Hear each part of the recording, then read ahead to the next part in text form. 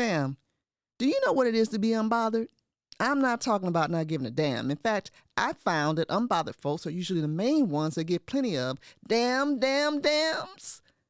No, when I ask you about being unbothered, I'm talking about riding for your viewpoint so hard that you don't care if your opinions makes you unpopular. Strange concept, I know. Especially now, with everyone addicted to social media, we often confuse getting likes with being liked. I'm guilty of this, just like you, I'm guessing. But when you make your living contextualizing pop culture, politics, and sports, you can't care what people think. Well, at least you can't let them think you do. Enter stage left. Emmy winner, sports journalist, Jemele Hill.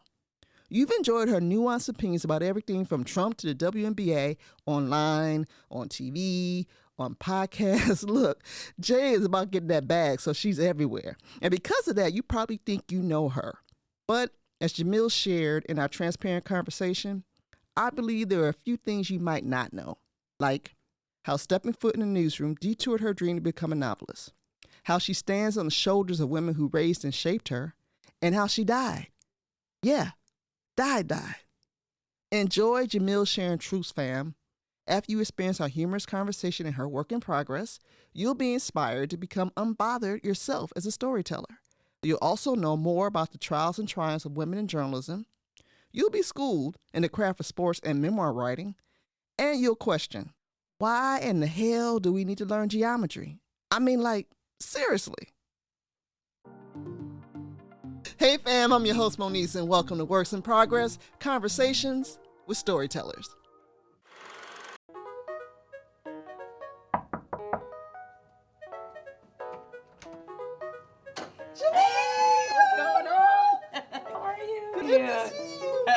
Thank you for having me. Come on in, girl. 10 toes down, Jemele Hill. Girl, I'm so glad you came. You made the trip, girl. Thank you for having me. Know this, girl. Move that right there. You can have a seat. All right, thank you. Yeah, have a seat. Have a seat. All right. Jemele. Well, always good to be in conversation with you, so thank you for having me on your show. Yes, what up, though, Jemele? What up, though? What up, though? As someone said to me the last time I was in Detroit, what up, though, is both a statement and a question. Okay, right? Break it down for the people who are clueless. So what up, though, is how Detroiters greet one another. Like, if I really want to know if you from the Detroit, then I just say, what up, though? And the proper response back is also, what up, though? So it goes like that. It's a question, it's a statement. It's a question, it's a statement. It's our way of saying, hey, how you doing? Right. Mm-hmm. So that being said, let's get to the real important question that Detroiters ask each other. East side or west side? West side. West side? All day, west side. No, and it is funny because I know that in every city you have your own language, right? And you know, even we're here in Los Angeles, and they certainly do play the same geography games that we do. But in Detroit, you know everything about that person based off what side of town they grew up on yes. and what high school they went to. Exactly. Those are the two most important questions you can ask any Detroiter. Yeah. But what's funny to me about being from the West Side, and I've had to say this to my West Side people. I can't let the East Side people know this. Like we act like we so much better than the East Side. But like, come on now. Look, they might have Mac and be with. We got Schoolcraft, dog. Like we can. And there was a whole dance with the Schoolcraft. Yeah, it was. Yeah, I'm just saying. It was. I'm West Side. Yeah, same. Joy Road. I grew up on Joy Road and Lauder. Oh, see, you know Joy Road and about. Lauder. So I lived in multiple places on the West Side: 7 Mile and Asbury Park, Joy Road and Lauder, Pembroke between Monica and Prince. See, that's real deep West Side. That's you know, deep West Side. That's a deep West Side. Yeah. See, my neighborhood high schools were McKenzie and Cody. And Cody, oh yeah. Yeah, but my mama. No disrespect. No disrespect to Cody. No disrespect to Cody. No disrespect to Cody. I'm just saying. And I can't talk. I went to Mumford, so well, it was a little more elevated. But yes, I went to Mumford. But McKenzie, also in Wyoming, we used to commonly refer to them as that other school in Wyoming. The other school. We the school in Wyoming. They that other school. I know, because we petty. We have no. I know. You gotta. You know, we have to find ways to just talk mess about to each celebrate. other. And to celebrate Detroit. Well, and to celebrate. Yeah, I mean, because I didn't understand East Side till I went to King High School. Oh, so you went to King? I went to King. Oh. See, I was in the MSET program. I was going to say, see, for those who are watching, understand King is one of those high schools. It's like It wasn't at first, though. But you have to test in to get into King. Well, yes. Yes, that's the difference. It's like it's 3 high schools in Detroit you have to test into, and that's one of the 3. It's King, Cass, and Renaissance. So you were. I didn't get into Cass or Renaissance. But you got into King? I got into King. Oh, that's hilarious. But King was the engineering program. Yes, it was. And I looked at my mama like, seriously, have you met me? Why am I going to the engineering program? Were you good at math? No. Oh, okay. I'm dyslexic with numbers. Girl, it was, But she, my people, did your people work in the Ford and Chrysler? Some of them did, yeah. So she came from that engineering background situation, so Gotcha. she wanted to be an engineer, even though I was an alien, the creative kid. She was like, you need to eat. So go ahead and get this engineering. Get this stable job going. Get this stable job. Learn calculus and algebra. I'm like, what? I can't even do subtraction that well. That what are you was doing? my kryptonite. Like, maybe this is something, I don't know if it's a blind spot every creator has, and certainly writers. Yeah. But most of the writers and journalists I know just math is the kryptonite. And so that was never my strongest subject, and neither was science, but I got through, You did well enough. You got the C's. Yeah. Well, you know what? Strangely enough, pre-calc and algebra, I was actually really good at. I was not good at geometry or trigonometry. I have no idea. No, geometry makes no sense. Geometry is useless. Okay, trigonometry. I haven't used anything related to trigonometry in my life ever. Like ever in life. Why are y'all abusing these kids? I don't know. But see, I failed all of my math. Did you? I did, but I worked so hard at it, and I was so good at everything else. Teachers just felt sorry for me. But then I got to the 12th grade and had to take calculus. Yeah. And for some reason, it all made sense. Same. I got to 12th grade, had calculus. I was great at it. I got an A both times. I think it's the relationship between, because it's all the maths coming together in the relationships. And I had a really great teacher who taught math telling stories. She was a storyteller. Okay, now that makes a lot of sense. Suddenly I was like, oh. I get it now. That makes sense. Yeah. My mother used to get so frustrated with me. See, she's the opposite. She doesn't like reading. She loves math and science and things that she feels like come to a logical conclusion, like a definitive conclusion. So we were opposite brains, and I think sometimes that's probably why we had some conflict, because I think of things, and I know I upset my husband with this sometimes. It's like, I need context. Like, like if you say like, you can't park there. Okay, well, why? Well, what's going on? What kind of neighborhood is it? Like, I'm asking 7 or 8 follow-ups because I need to understand the full picture of the situation. Right. And I know that my mother is more of a black and white, kind of person. So she was really good at math. And so when she would do my homework with me, she would just be at her wit's end because she could not understand why I didn't get it. I told her, I was like, I should have reported you, because she would do the thing where we would be in the grocery store and she would, pay, and then she turned to me and say, well, how much change am I supposed to get back? And I'm like, now you're gonna put me on the spot. That ain't right. And I'm like, sitting up there, and she was like, people gonna be cheating you your whole life because you don't know how to count your change. I was like, I do know how to count, but you have just totally traumatized me. You traumatized me in the middle of in the middle of this Kroger's or Farmer Jack's, because that's what Farmer Jack's. That was a joint. That was a joint. So I was like, you traumatized me. So now I really have an even poorer relationship with math, because every time I see numbers, it's just gonna remind me of this moment in this trauma. So. Just know I have something new to talk about with my therapist, Mom. Thank you. We just jumped right into the Detroit thing. I didn't introduce you, girl. Oh, yes. I guess we got to talk. And that's what happens when Detroit gets together. I know that's what happens. But, for the people watching, listening, if you don't know who Jemele Hill Wallace is. Don't be giving out my whole government. I had Lawrence out here. My whole government. But yes, Jemele Hill. I still go by that. Yes. Like, it is more of a stage name, which probably sounds pretty curious to people because. Yeah, please explain. Yeah, when I got married in 2019. I did change my last name. So legally says one thing, commercially something else. So yeah, I did the same thing. Mm-hmm. Yeah, but you were living with that for so long, actually, and that's how you're known. Correct. Right? It was mostly because of that. Like my name, my reputation. I've been a journalist now, a sports journalist now for 30 years. I think I'm at 30. Oh no, not quite right. So this is why journalists can't do math. My first professional year was 1997, so I'm coming upon that. So I'm like, 20 plus years in, almost 30 years in this game. And so given my career, 12 years at ESPN, 10 years in newspapers, done a lot of stuff. And so by the time we got married, that reputation was fully built. Solidified at that point. Yeah. So journalism. I know why I got into journalism, because my mama wanted me to eat. Poetry ain't gonna feed you. Playwriting ain't gonna feed you. Why journalism? So for me, journalism was something that I didn't necessarily envision for myself in the beginning.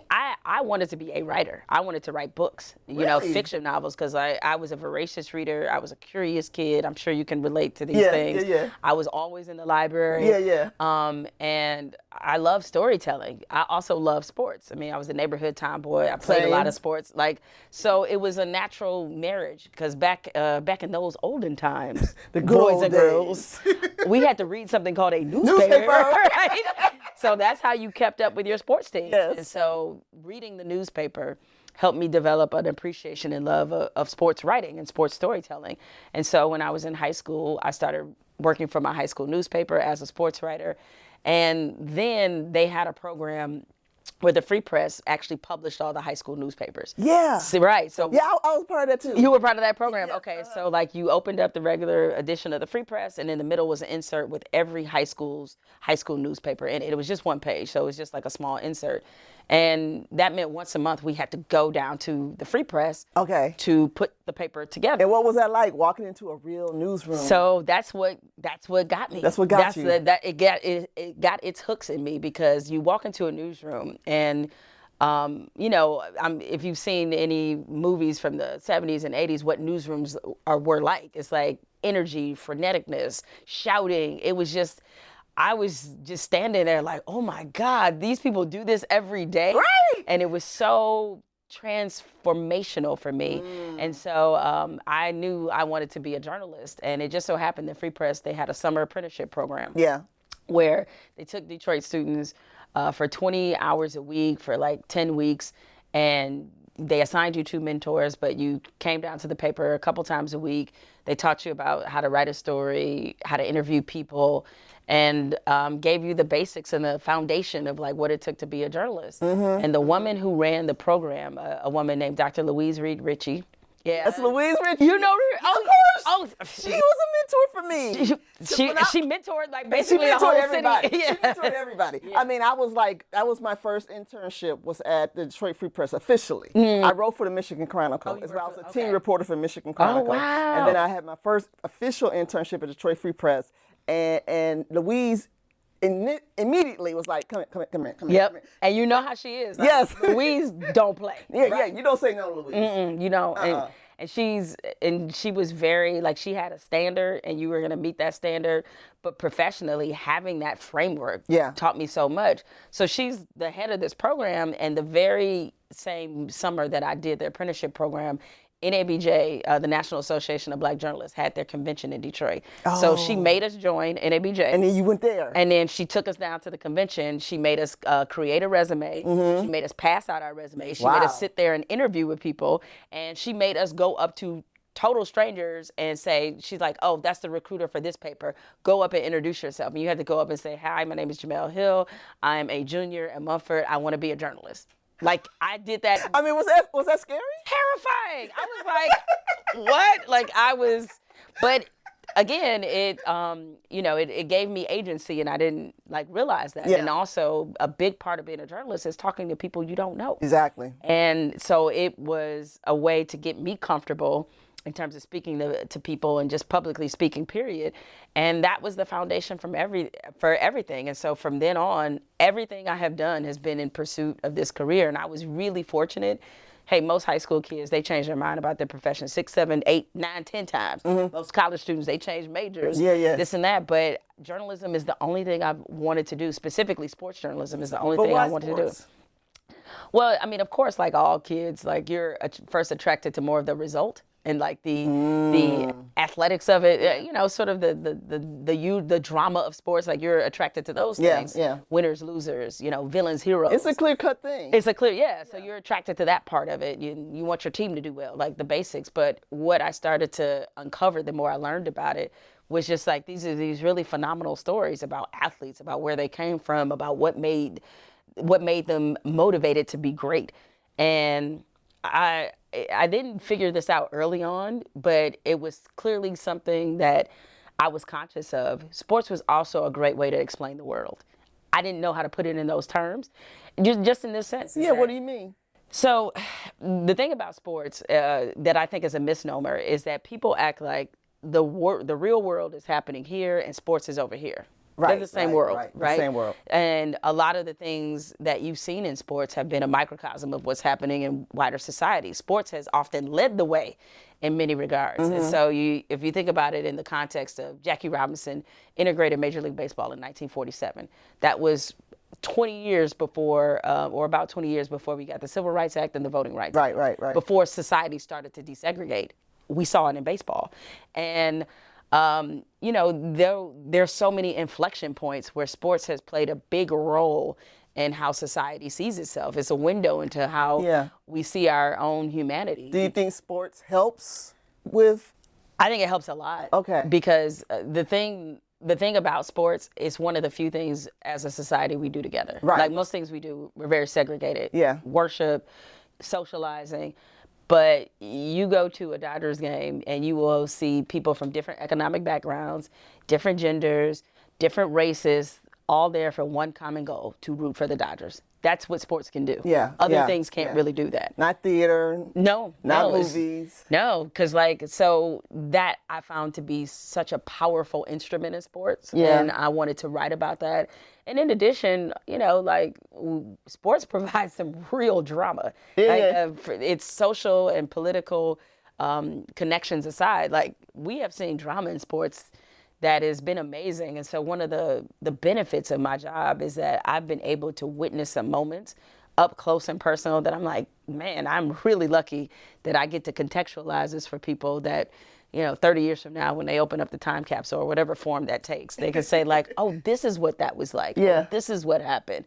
And it's also kind of a great way to historically chart kind of where we are. Like, you as a black woman, though, as a sports journalist, what's that journey like? Because it wasn't easy, I'm guessing. No, it was not. It wasn't easy for women, period. I mean, like when I got in the business, we're talking about the professionally. I mean, because the thing is, I've been able to earn a paycheck as a writer since I was 16 years old. Oh, wow. Like, that's amazing. That's very uncommon, right? Yes, I mentioned yes. the apprenticeship program. I wrote a couple articles then. And then after the apprenticeship program, I answered phones in the sports department. And I wrote a little synopsis of what was happening in high school sports. So I've been able to make a living at this for a long time.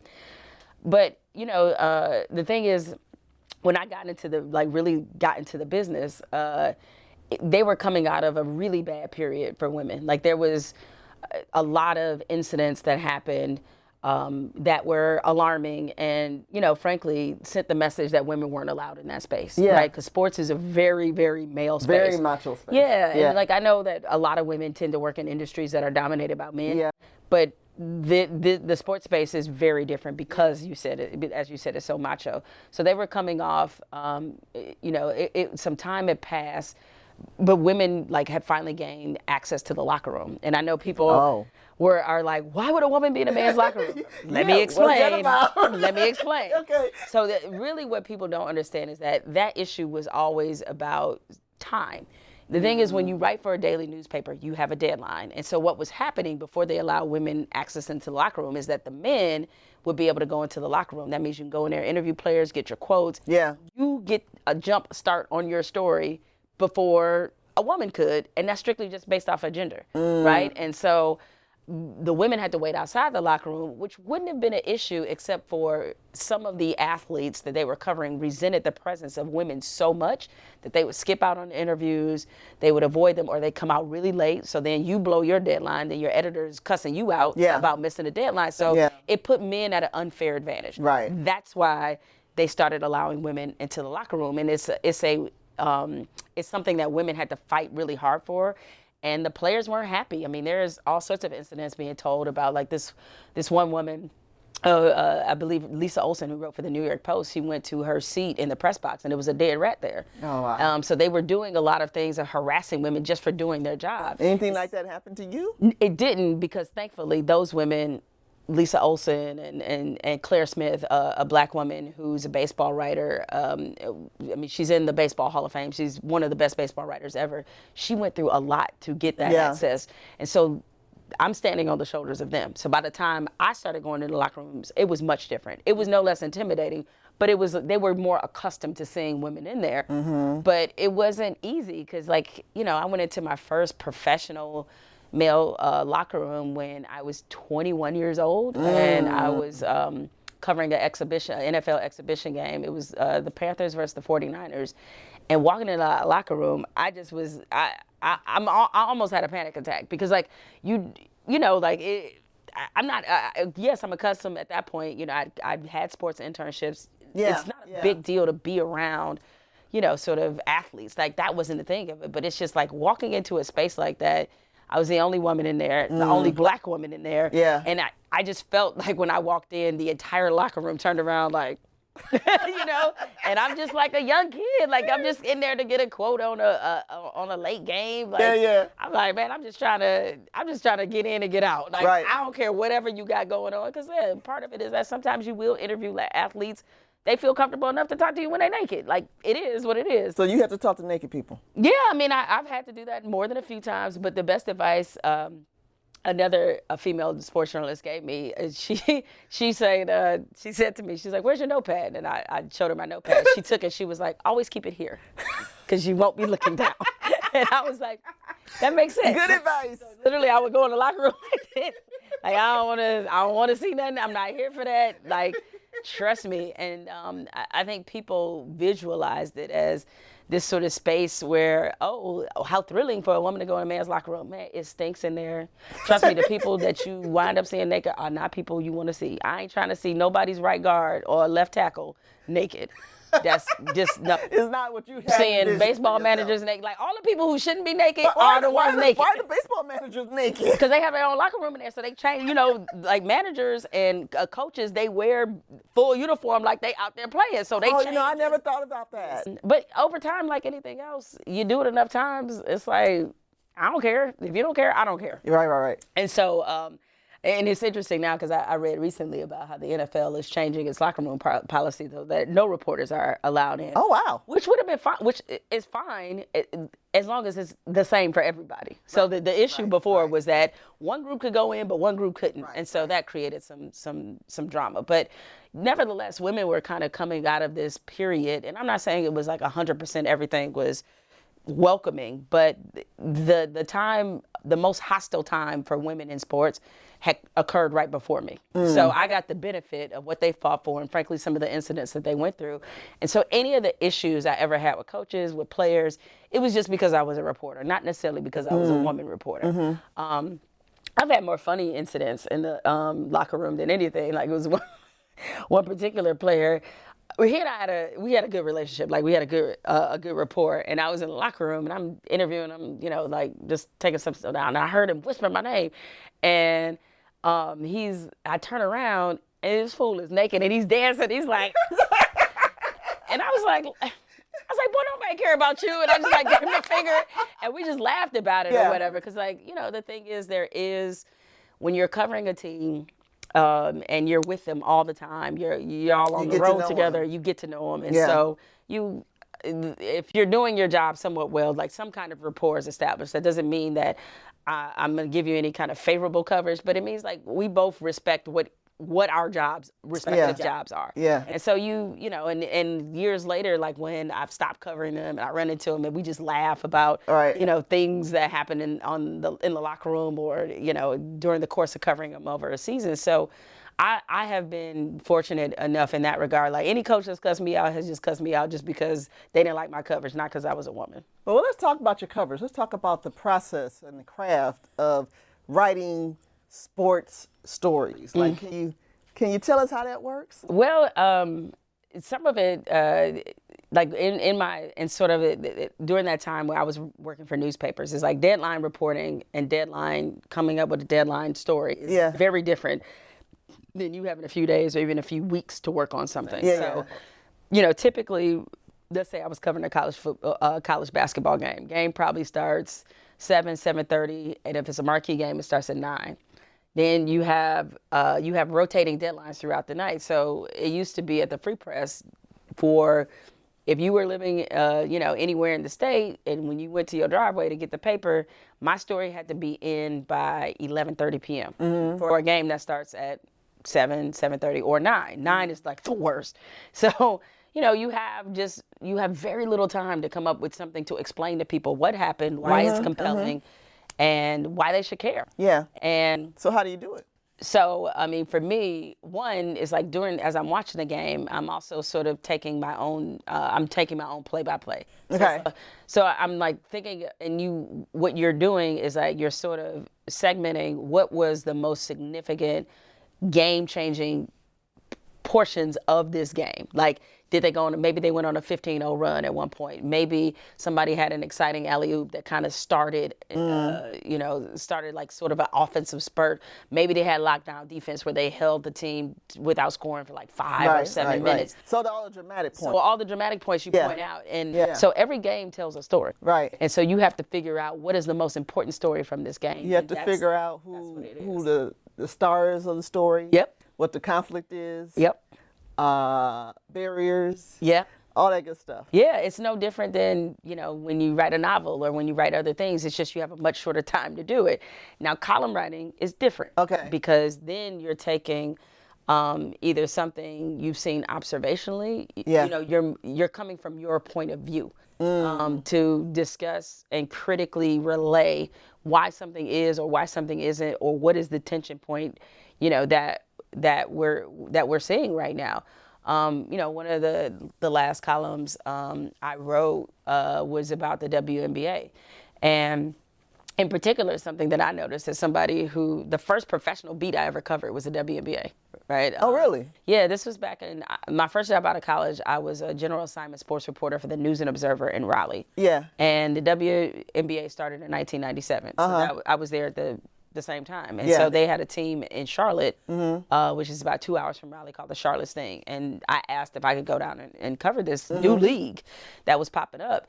And, so I had institutional knowledge of what it took to create this league, how it was built, covered it for about a year and a half, like understood a lot about it. And here and there, I covered women's basketball. So we get to this moment that we're in the WNBA where they're having record viewership. They have a generational talent in Caitlin Clark and also Angel Reese. And so the conversations around them have been so toxic, right? Extremely toxic. And one of the things that I couldn't help but notice is that now that the popularity had exploded, you suddenly had a lot of male commentators who were offering their opinion. The problem is they didn't have the institutional knowledge, a lot of them. Many of them, and I'm not saying that you need to know every single thing about a sport before you say something, but what would bother me is that they would come in and they would say things as if they were fact, and I know they haven't talked about women's basketball in probably 20 years. Like, they rarely talk about women's basketball, but yet we're supposed to magnify and amplify their opinions over people who have been covering the sport for much, trenches for a long time. Been in the trenches for a long time.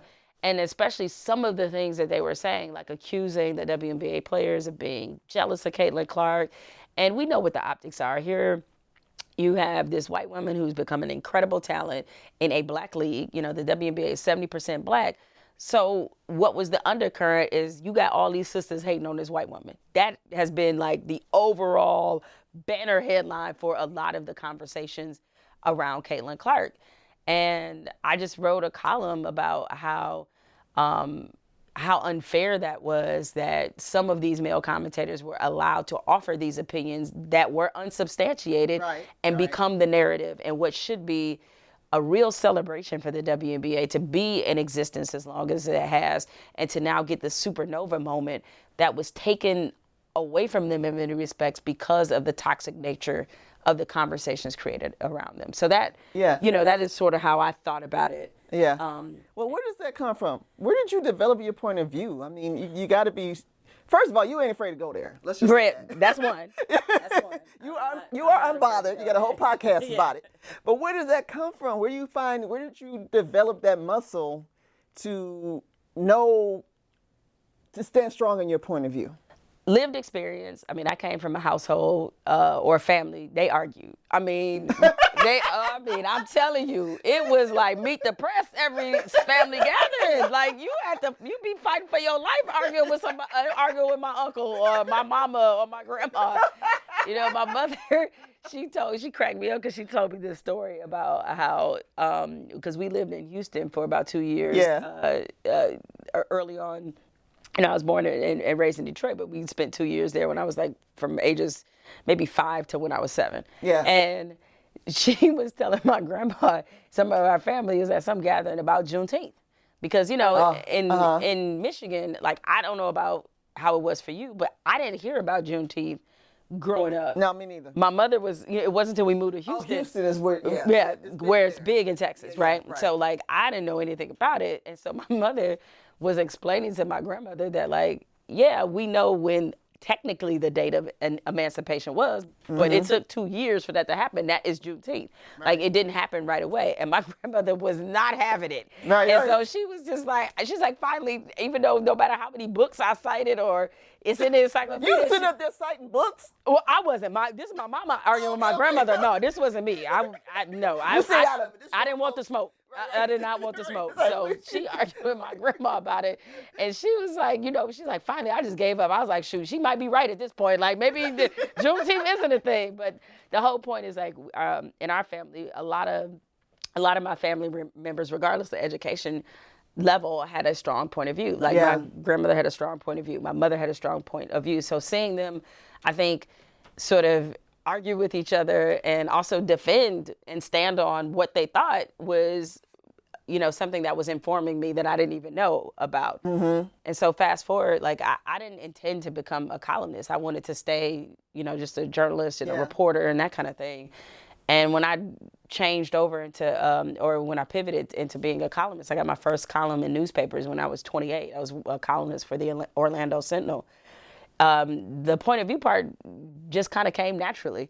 At that point, you have not only your lived experience, I had my experience as a journalist at that point of, like, covering different teams, games, knowing the ins and outs of various leagues and understanding understanding sort of the culture of sports. So you bring all that to it and you add a point of view. And I never, people always laugh when I say this, like, I never thought I ever said anything that was really that controversial. And see, I get that same laugh every time I say that. Come on, Jemele. No, I really didn't. Are you serious? No, because to me, it's just, I realize my mistake is I say it too early. That's what it is. I say it too early. You said a few things too early. But then they wound up being true. And I'm like, now see, when I said that, y'all was on me, but now it's good. Okay, I see how it is. So in my mind, as I'm, you know, sort of thinking through my opinions and thinking about how I'm going to support those and write about them, it never seems that crazy to me. And yet the response to them is often like, you know, I told you all something crazy. And so I do think part of being a good columnist is that you do have to have fearlessness in your writing. Right. You cannot write to the audience and you cannot write to the room. It's like, this is my point of view. Here's how I'm supporting that. You either like it or you don't. Like, you kind of have to have that. But is that a lonely position? Yeah, I mean, it can be, because I think how you absorb the criticism and the feedback and the flashpoint, but everybody's different. But I'm grateful that when I became a columnist and when I started developing my voice, social media didn't exist.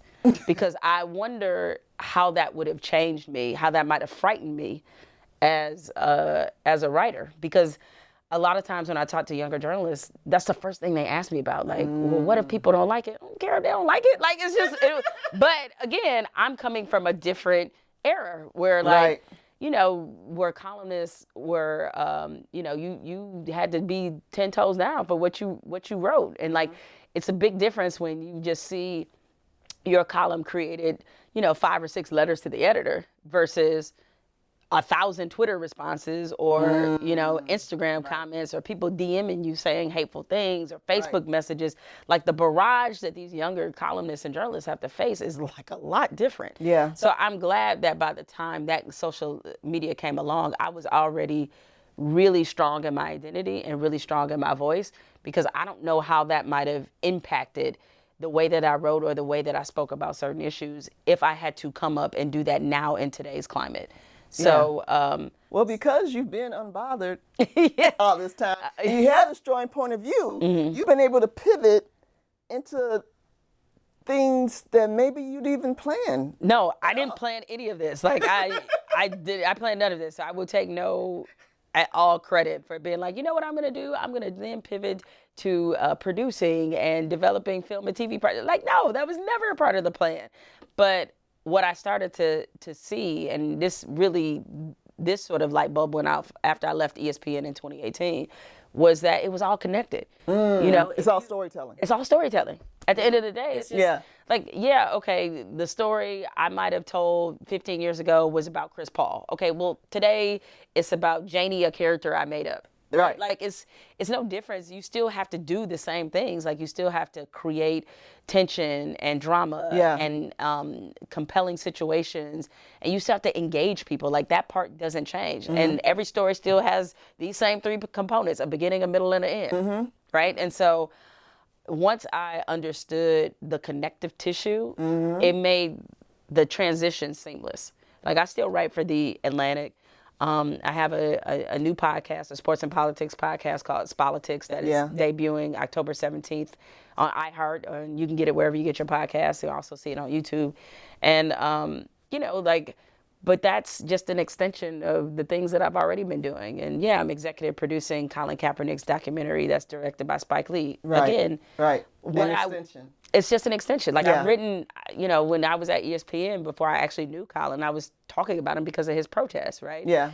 So I very much understood the nature of the story, and writing about Colin, like it's the same thing, but I'm just in a producer's role. I'm like, oh, okay, posing questions that I would have posed as a journalist. Yeah. So it's just all very related. Yeah. And but what was your process for yourself? You had to write your autobiography, so was that? Oh yeah, writing the memoir. Man. Yeah. What was the memoir like? I mean, how do you turn the objective questioning gaze on yourself? On yourself. Yes, that's a great question, because it's not easy to do. Yeah. But the one thing I wanted to be clear about is that I'm not going to ask something of other people that I'm not willing to do myself. I ask for transparency in the people I sit down with, or hope I get it. Yeah.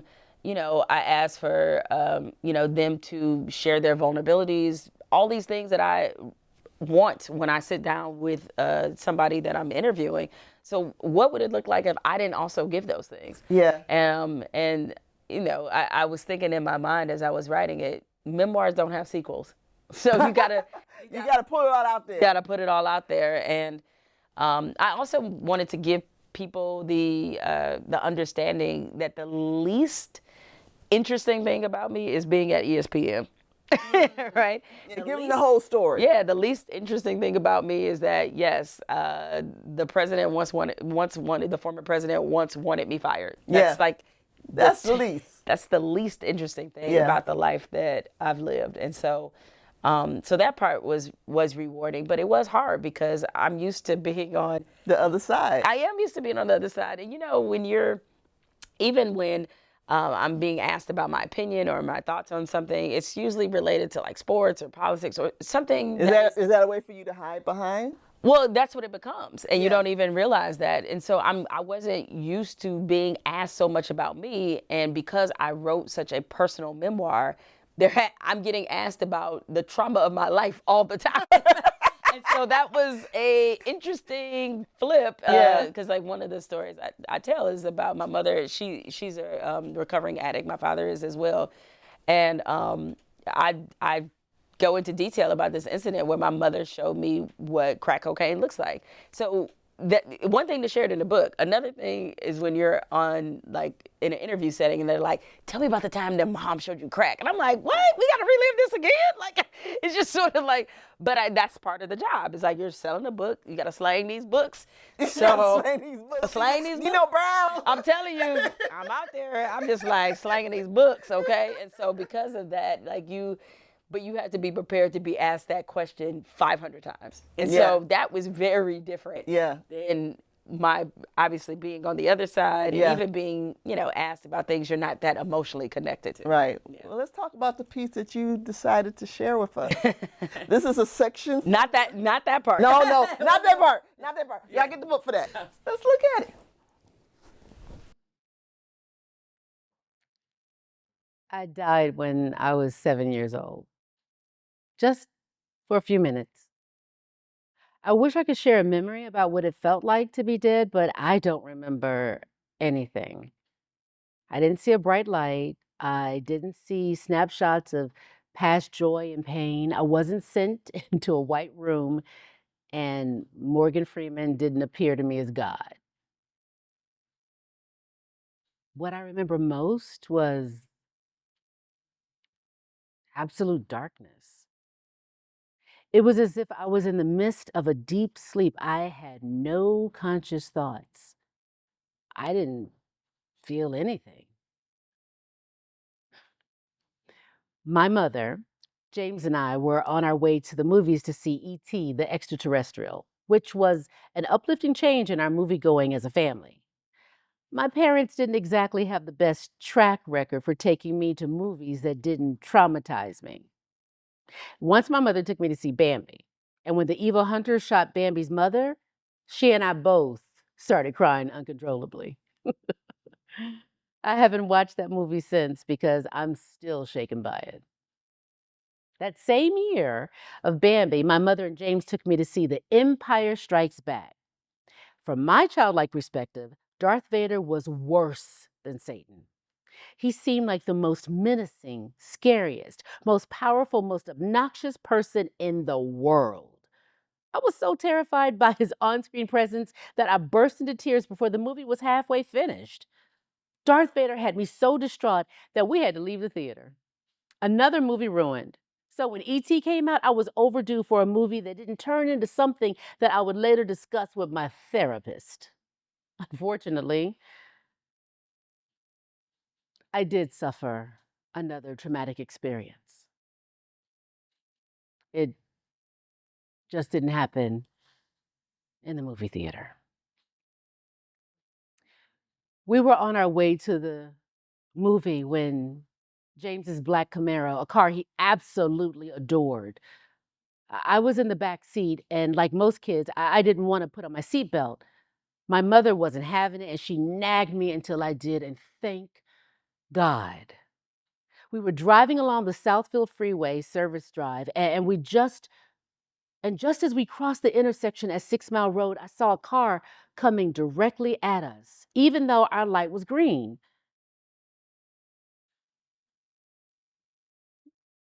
Then everything went black. I later learned that an 84-year-old man who probably shouldn't have been driving plowed into the passenger side of the Camaro where my mother was seated.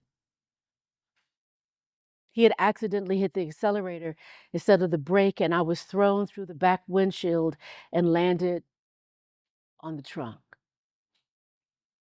If I weren't wearing my seatbelt, I would have been catapulted from the car into the street and probably would have died right on the scene.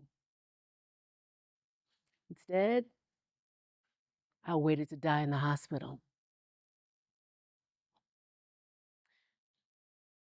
My mother had scrapes, glass in her hair, and a deep bruise on her side that stretched from her hip to the bottom of her breast. But she refused treatment due to my serious conditions. Before I briefly died, I kept telling my mother that my old babysitter, Mrs. Cooper, wanted me to follow her to the store. My mother frantically told me to tell Mrs. Cooper I couldn't go with her. But as I was enveloped in the darkness, I don't recall seeing Mrs. Cooper at all, nor what I said to my mother. My injuries were severe. There was blood rushing from my ear, and my brain was swelling.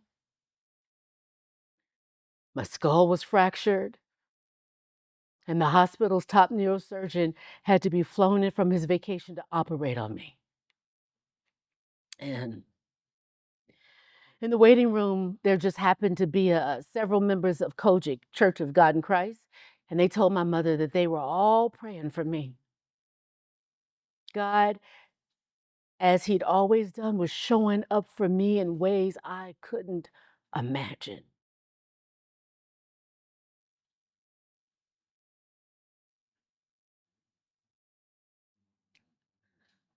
I died when I was 7 years old. I don't often talk about it,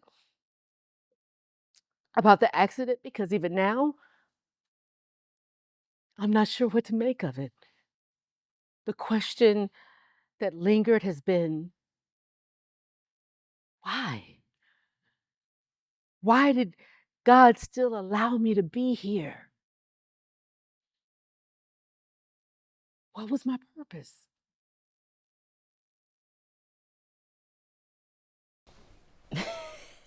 Well, that is something. I had to say, I was like, oh man, like that is quite dramatic.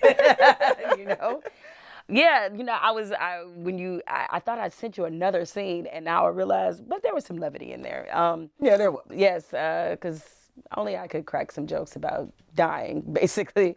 But yeah, that was like an important inflection point in my life, and you know, luckily, the seriousness of the injury was such that it's impossible to imagine like what that must have felt like for my mother as a young kid. Like you're not fully aware of the danger sometimes that you're in. I just remember like we were heading down the service drive, everything went black, and when I woke up, I had 2 black eyes and half my head was shaved, and I had no clue what had just happened. And upon, reflection, and especially hearing my mother's account, and that was the other thing about this memoir. And when people have asked me like, oh, what do you want people to take away? I was like, the number one thing I want people to take away is that while your parents and your loved ones are still here, ask them everything you can. And a lot of times we don't, especially when you've been in the position of being the child your whole life. There's sort of an innate selfishness that comes with that, because everything's all about you. Everything's all about you being taken care of, and various things like that. And so what you wind up doing is not having those conversations with your mother or your father about not just who they were when they were your parents, but who were they before you ever came into their lives. And one thing that I've been really grateful about this memoir is that it allowed my mother and I to have like hours-long conversations, and I got her perspective of the things that I was going through at that point. Because really our stories are very much related. Like there's all sorts of stories in this book that I never knew that my mother had to go through. And so I'm really grateful from that standpoint, is that I have a deeper and fuller understanding of what her traumas were, why she parented the way that she did. And even it gave me a window into some of the conflict that we sometimes have. It's like, oh, I get it now, because now I understand your perspective. And I'm really glad that I'm a trained journalist, because I think if I wasn't, I would approach it differently. But having that journalism background allowed me to, in a good way, have some distance, and passionately treat my mother as a subject.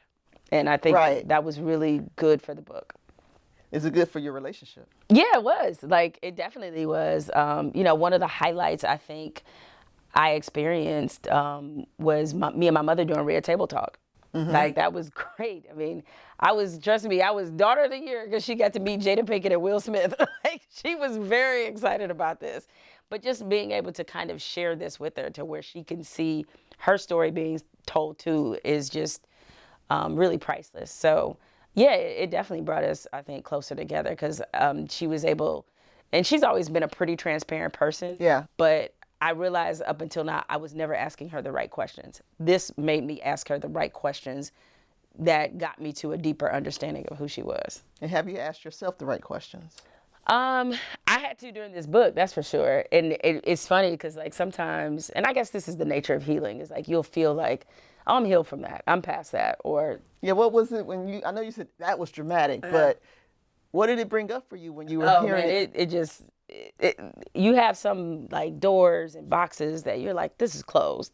I'm good. I put this away. And then to open up and to remember them. Like it was times where I was like crying and writing, you know what I'm saying? It was just like, oh, I thought this would feel differently. And it was just as fresh as if it just happened. And because to me to write really honestly, I had to put myself back in those moments of vulnerability. And the one thing that I have always struggled with is vulnerability. I mean, I think a lot of women have, a lot of Black women especially. Well, I mean, knowing a little bit about your background and how you grew up, that becomes like a defense mechanism. You have to not show the vulnerability because you don't know what they're going to do with it, first of all. I need to protect myself. So you kind of walk around kind of walled off.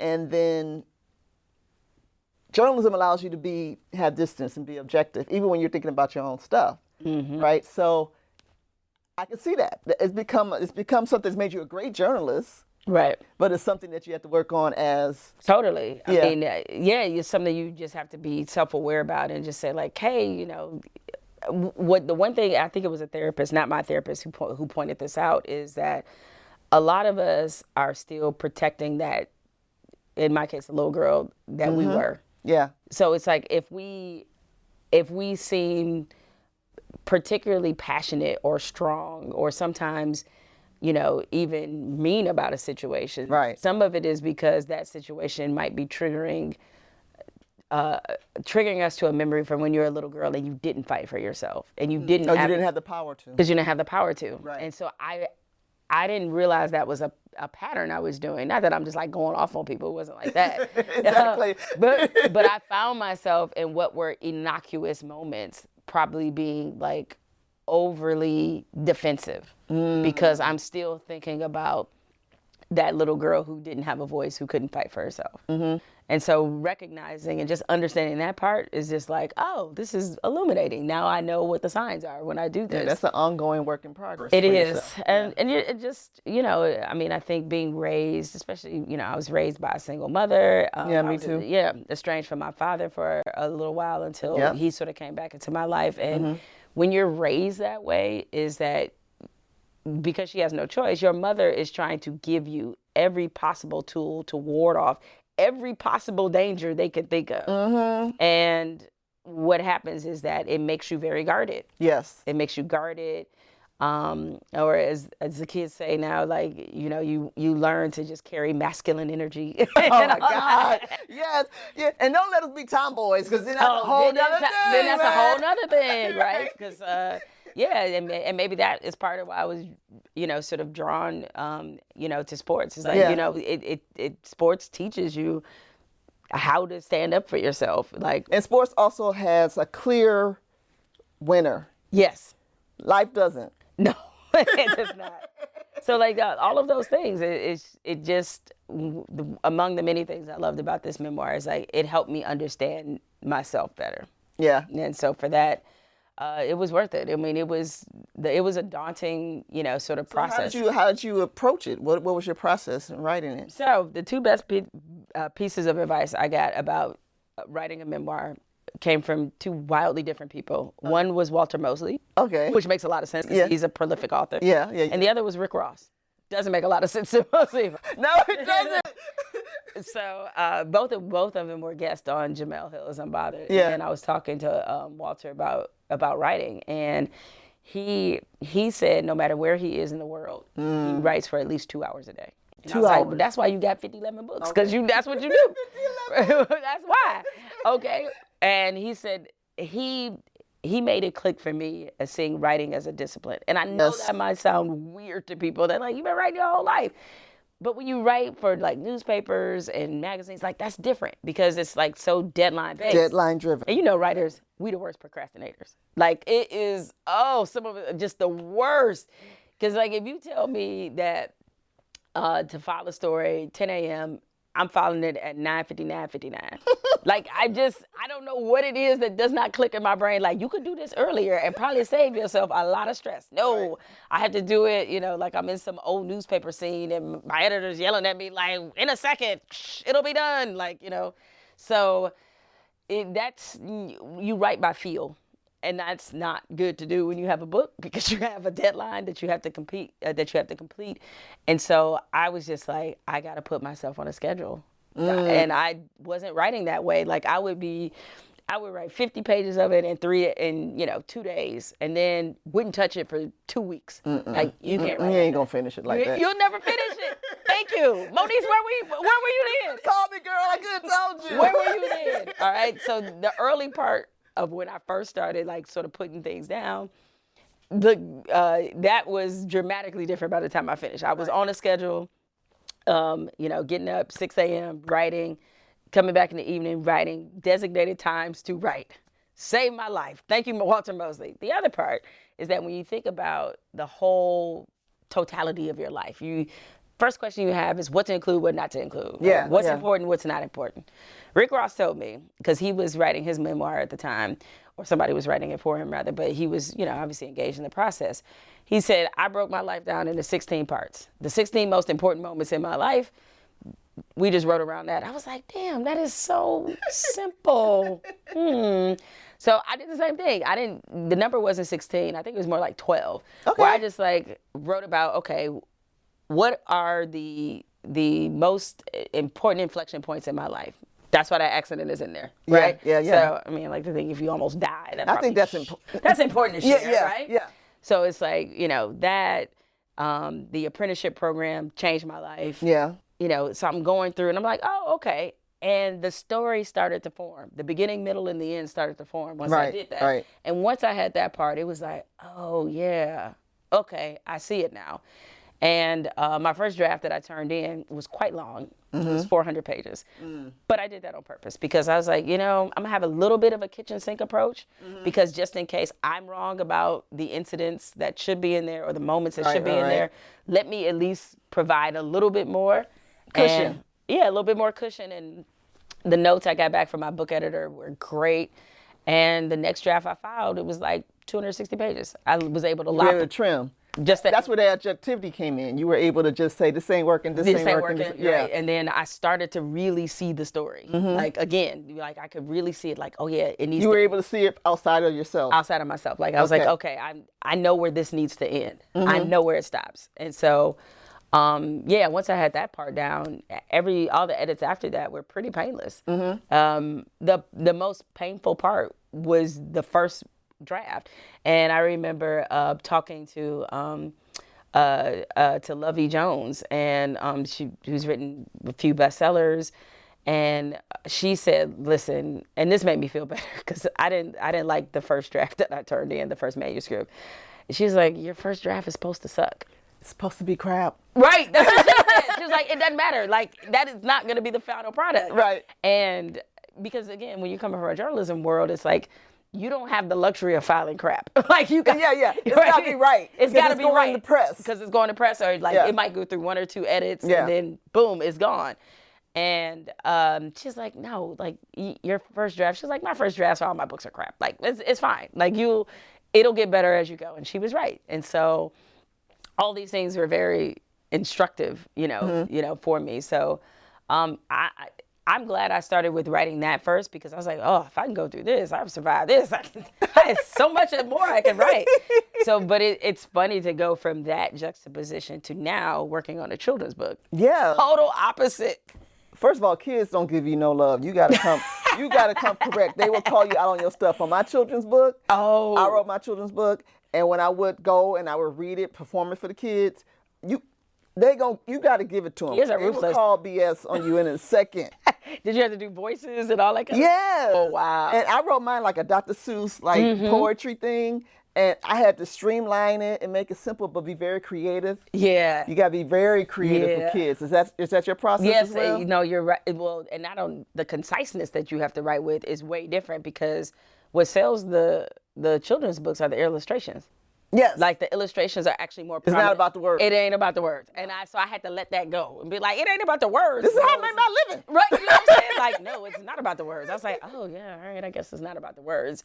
And then it's the tone of your writing that's very different. Like I just went from writing this like very heavy memoir. Yes. And generally speaking, the things I write about for The Atlantic are like on the heavier side of like, talking about some drama or some tension and, writing about the intersection between sports, race, culture, and gender, like totally different. With kids, as I learned, you have to pretend the world isn't on fire because you have to give them something, a reason to believe and hope. And I was like, oh, what is hope? No, I'm saying, what is this hope thing? Okay. It's like, I can't write like a cynic. You know what I'm saying? Exactly. So that in itself to me was an exhilarating challenge.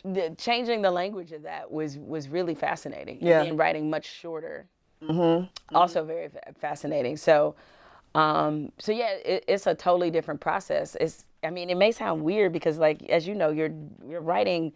My memoir may be 260 pages, something like that. I mean, this children's book total, I think, is maybe 2,500 words, maybe. And so learning to sometimes take really bold, big concepts that might be too much for kids and boiling them down to something small is a challenge, a great challenge, I think, as a writer. Yeah. Well, I have enjoyed this so much, Jemele. Same. I'm going to ask you 2 more questions. Okay. Though. Okay. 1, what advice would you give little Jemele? Little Jemele. Talk to her for me for a second.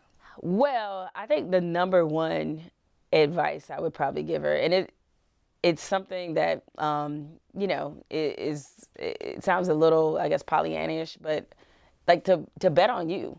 Like I didn't really learn how to bet on me till later in my career, I think. And I wish I would have been more practiced at it starting younger. I mean, in some ways, yes, I did bet on myself for sure because I'm a Black girl from Detroit trying to be a sports writer. That's that's a lot. Yeah. That's a lot. And it's not very typical. Like, what business did I have doing that? So my naivete worked for me in a lot of regards. But there are so many other ways I could have been betting on myself sooner. And I wish I had the confidence to do that. So I would just encourage, little Jemele to just, to really tap into that and to understand that, you are you for a reason. Yeah. Like everybody else is taken. Yeah. You're exactly. You. And so bet on you. Right. Yeah, bet on you for sure. So that'd be probably a big part of it. Okay, and what advice would you give to people who are listening, some writers who are trying to find their own point of view? So much of what you'd be surprised what you'll accomplish if you just keep going. A lot of times we miss out on the awareness, the epiphany, the thing where we're like, oh, okay, this is what it means to have a voice. And it's not just one moment too. Like I do get asked that question a lot. It's like, how did you find your voice? It wasn't one moment. It was a series of little victories and little moments where because of the way they worked out, it gave me more confidence to try it again. Yeah. And then try it again bolder. Yeah. My old television partner, Michael Smith, used to say this about TV, and I took it to heart. You don't get better at TV. You get better at being you on TV. There's a difference, right? And so what I would say to people is get better at being you. And whatever in your writing, whether you're having a broadcast career, podcasting career, whatever that is, that should be your focus. And as you sort of have these moments where things go well, it's like, whether they be big or small, understand that the next time you try that, you need to do it bolder. You need to dig in harder. Okay. You need to do it more fearlessly. Like keep upping the stakes. Right. Because by the time you get to a certain point, you will fully feel like yourself and like you're fully who you are when you show up to do that thing that you do. Right. Yeah. So that's my advice. Okay. And if you're young and in college, do not ruin your credit for a $3 T-shirt. Not a good idea. You're just going to end with that. I am. Like, do not do it, people. I know that they have the free T-shirts. The little booth. Yeah, don't go there.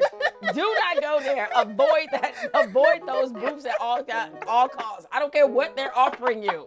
Don't sign up. Don't fall for it. Wait until you actually have like a real job before you do that. You just ask asking for the dead. Trust me, I know. I only tell you what I've done, okay? So don't do it. Oh, man. Thank you, Jemele. Thank you so much for Thank coming you. on. I appreciate it. That was fun. Thank you. Such great questions. Such a good conversation. Thank you so much. That was great. Yeah. Bam, I hope you enjoyed our conversation. Thank you so much for supporting Works in Progress. See you next time.